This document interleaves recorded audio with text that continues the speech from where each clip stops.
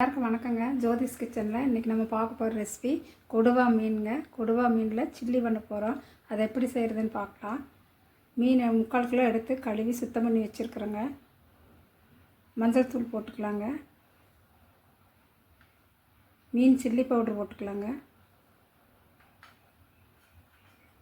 காஷ்மீரி தூள் ஒரு 1/4 ஸ்பூன் போட்டுக்கலாம். கார்ன்ஃப்ளவர் 2 ஸ்பூன், இஞ்சி பூண்டு பேஸ்ட்டுங்க, எலுமிச்சம்பழம் அரை பழம் முடிஞ்சிருக்கு. அது கூட முட்டை ஒன்று போட்டுக்கலாங்க.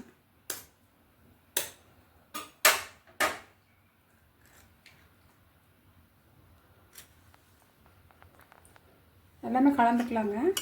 சில்லி பவுடரில் உப்பு இருக்கிறதுனால உப்பு தேவையில்லை. இதெல்லாம் கலந்து எடுத்து ஒரு 1/2 hour வச்சுட்டு பொரிச்சு எடுத்துக்கலாங்க. மீன் 15 நிமிஷம் ஆயிடுச்சுங்க. இனி பொரிச்சு எடுத்துக்கலாம். எண்ணெய் காஞ்சிடுச்சு, போட்டுக்கலாங்க.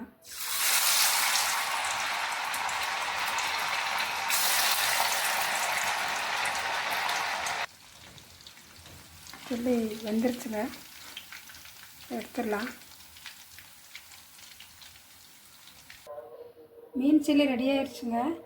இது நல்லா ருசியாக இருக்குது. குழம்பு வச்சாலும் நல்லாயிருக்கு.